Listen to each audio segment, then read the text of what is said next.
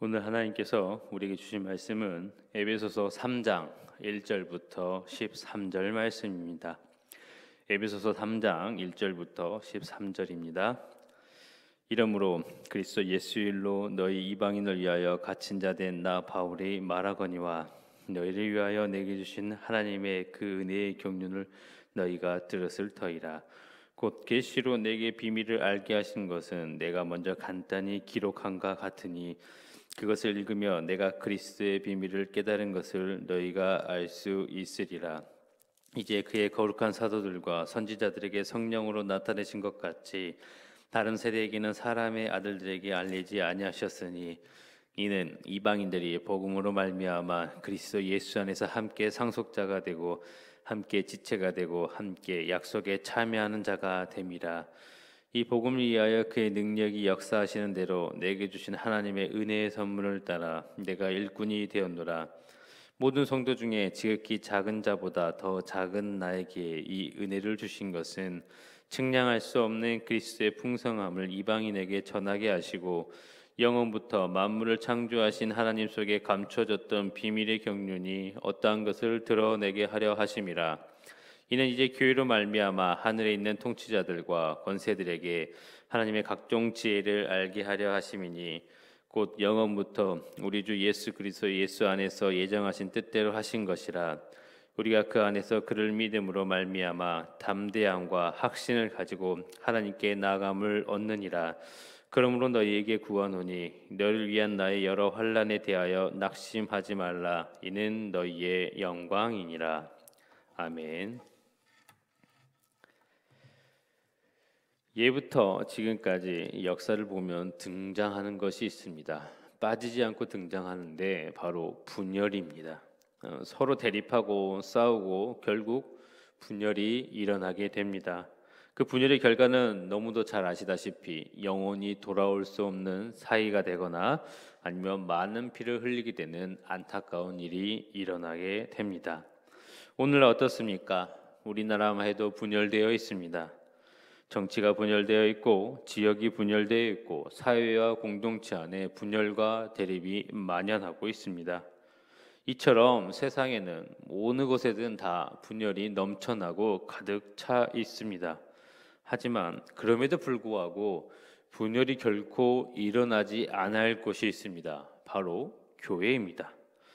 왜 교회에는 분열이 결코 일어나서 안 될까요?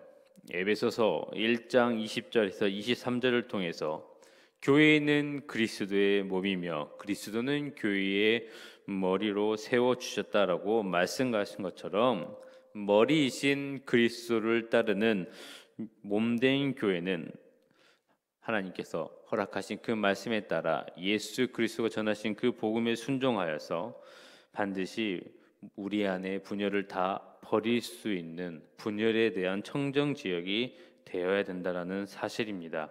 왜냐하면 예수님께서는 단 한 번도 서로 싸우고 분열하고 대립해라라고 말씀하신 적이 없습니다. 심지어 교회가 아니라 인간관계에서도 예수님께서는 친히 말씀하셨습니다. 하물며 교회는 말할 것도 없고 결단코 분열이 일어나서는 안 된다는 명확한 사실을 우리에게 가르쳐 주셨습니다. 근데 오늘날 교회를 보면 어떻습니까? 교회가 서로 갈라져서 싸우고 나눠지고 있습니다. 또 교회가 교회를 공격하고 또 교회 안에서 성도와 성도가 대립하고 목회자와 성도가 대립하고 있는 싸우는 교회도 많이 있습니다. 과연 분열을 일으키는 이 교회, 분열이 가득한 그 교회는 예수 그리스도의 몸된 교회 역할을 감당할 수 있을까요? 아니면 예수 그리스도의 기준으로 과연 그 교회를 교회라고 불릴 수 있을까요? 우린 성경을 통해 분명히 분별할 수 있고 알 수 있습니다. 그렇기 때문에 에베소서를 쓴 바울은 교회 안에서 절대로 나오지 않아야 될 분열에 대해 그 분열을 막고자 그 당시 초대교회의 큰 문제였던 유대인과 이방인들 사이의 갈등과 대립에 대해서 계속해서 말하고 있습니다. 오늘 본문인 에베소서 3장 역시 2장에서부터 영속적인 신약시대의 교회의 본질과 역사성에 대해 설명하고 있습니다. 구약시대 율법으로 정해져 있던 이방인과 유대인과의 차별법을 예수 그리스도의 복음을 통해 없애시고 유대인과 이방인의 구별 없이 모두 구원에 이룰 수 있는 구원의 역사를 에베소서를 통해서 강조하고 있는 겁니다.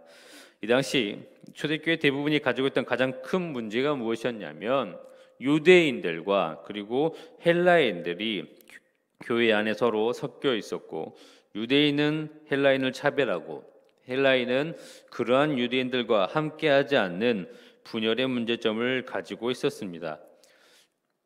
이를 너무도 잘 알고 있는 사도 바울은 그리스도를 통해 서로가 하나님 안에서 하나가 되었고 그리스도의 피로 가까이졌음을 강조함으로써 서로 화목하여 한 몸이 되었음을 2장 11절부터 22절까지 말씀하셨습니다.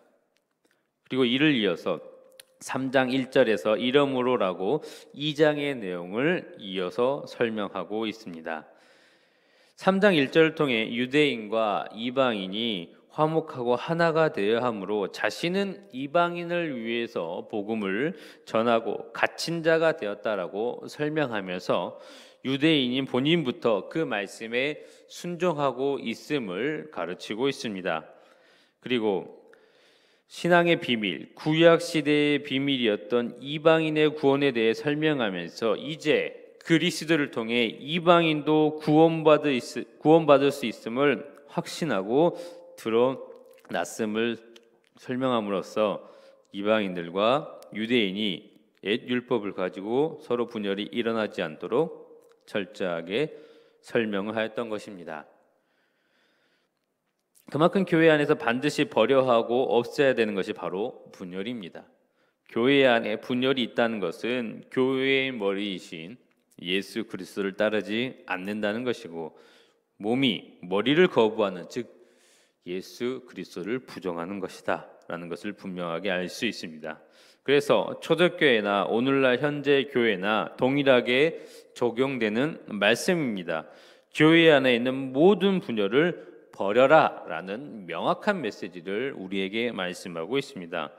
당시 구약의 율법을 통한 유대인과 비유대인의 차별법은 신약시대에 많은 문제점이 있었고 발생시켰습니다.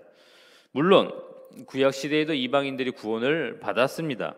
너무도 잘 아시는 룻과 라합 등 이방 여인들이 그리스도 계보 안에 들어왔고 수많은 이방인들이 민족체로 유대인 안으로 들어와서 같이 살았고 하나님께 예배도 드렸습니다. 단지 구약 시대에는 이방인의 구원에 대해서 드러나지 않았을 뿐이죠. 하지만 예수 그리스도를 통해서 서로 한 몸 이루게 하시고 사도들을 통해 복음을 증거함으로써 예수 안에서 모두가 아브라함의 자손이 되었음을 선포함으로 유대인과 이방인 사이에 있던 모든 차별을 다 버려야 된다라고 말씀하셨습니다. 오늘 본문 말씀 에베소서 3장 6절 말씀입니다. 이는 이방인들이 복음으로 말미암아 그리스도 예수 안에서 함께 상속자가 되고 함께 지체가 되고 함께 약속에 참여하는 자가 됨이라. 아멘. 이방인과 유대인은 예수 안에서 함께 천국의 상속자가 되었고 한 몸이 되어 믿는 자의 약속에 참여하는 자가 되었기 때문에 결단코 교회 안에서 유대인과 이방인이 대립하고 분열하지 않아야 하됨을 분명하게 말씀하고 있는 겁니다. 그리고 처음부터 이방인의 구원은 있었지만 감춰졌던 비밀의 경륜 예수 그리스도를 통해서 드러남으로써 교회 안에 하나가 되어야 되는 것이 바로 교회의 본질이다라고 9절에서 오늘 우리에게 말씀하고 있습니다. 그렇기 때문에 우리는 이 새벽의 말씀을 통해 우리의 삶을 돌아보시길 바랍니다. 나의 인간관계에 있어서 하나가 되지 못하고 대립하고 분열의 모습이 있는지 돌아보시길 바랍니다. 그리고 가장 중요한 교회 안에서 서로 대립하고 분열이 있었는지 돌아보시기를 바랍니다. 그리고 내 삶이 나의 교회 안에서 모습이 화합을 일으키고 있는지 분열을 일으키고 있는지 다시 한번 돌아보시기를 바랍니다. 그리고 혹 내 안에 화합이 아닌 분열과 대립이 있었다면 이 모든 것을 다 버리시기를 바랍니다. 그리고 교회 안에서 하나가 다 되시기를 간절히 바랍니다. 내가 상대방을 미워해서 그 사람과 대립하였다? 그것은 내 합리화입니다. 성경에서는 그 어느 곳에서 교회 안에서 서로 대립하고 싸우라라고 말씀하신 적이 없습니다. 교회의 머리이신 예수 그리스도의 복음에 따라 우리는 반드시 교회 안에서 하나가 돼야 되고 그리스도께서는 그 모습을 삶을 통해서 스스로 보여주셨습니다. 우리 사랑하는 희경교회 성도분들께서는 반드시 서로 하나가 되시고 사랑하실 수 있는 그리스도의 몸된 교회의 역할을 잘 감당하실 수 있는 믿음 되시기를 바랍니다. 이러한 믿음이 되어질 때 우리는 약속에 참여한 자가 될 수가 있는 것입니다. 그리고 16절에 성령으로 말미암아 속사람이 강건하게 됨을 약속해 주셨고, 17절에 성령님의 능력으로 강건한 믿음으로 말미암아 그리스도께서 우리 마음에 계시게 되고 사랑 가운데서 뿌리가 박히고 터가 붙어져서, 18절에 능히 모든 성도와 함께 지식에 넘치는 그리스도의 사랑을 알게 되어서 하나님의 충만함이 넘치게 될 것이람을 분명하게 우리에게 약속해 주셨습니다. 우리는 반드시 우리 안에 그리스도의 사랑이 있어야 됩니다. 우리가 우리 안에 그리스도 안에 계셔야 됩니다. 이는 성령님으로 굳건한 믿음이 되어야만 그리스도가 그 안에 들어올 수가 있는데, 성령님이 계시기 위해서는 반드시 우리 안에 분열과 다툼을 다 버려야 된다는 것을 분명하게 말씀하고 있는 겁니다. 새롭게 시작된 새해에 우리 삶 속에서 서로 사랑하며 하나가 되고 교회 안에서 머리된 그리스도를 따라 사랑의 길에 들어감으로써 성령님을 통한 굳건한 믿음에 들어감으로 천국을 상속받는 우리 귀한 성도분들과 목회자 모두 하나 되는 희경교회가 되시기를 간절히 축원합니다. 기도하시겠습니다. 하나님 아버지, 감사합니다. 우리에게 말씀을 통해 허락해 주셨고 가르쳐 주신 그 말씀에 따라 우리가 이 시간 간절히 기도합니다. 하나님, 우리가 교회 안에서 서로 하나가 되고 화합하며 사랑할 수 있는 우리의 모습이 다 될 수 있도록 허락하여 주시옵소서. 하나님께서 허락해 주신 그 말씀 따라 예수 그리스도께서 전하신 그 복음에 따라 순종하며 나아갈 때 하나님께서 책임져 주시고 하나님께서 인도해 주시며 하나님께서 동행해 주시는 이 교회와 이 성도분들과 모든 목회자들에 대해서 희경교회를 통해 하나님께서 역사하시고 하나님의 사랑이 무엇인지 본이 될 수 있는 귀한 믿음이 될 수 있도록 크신 은혜를 허락하여 주시옵소서. 우리 구주 예수님 이름으로 기도드립니다. 아멘.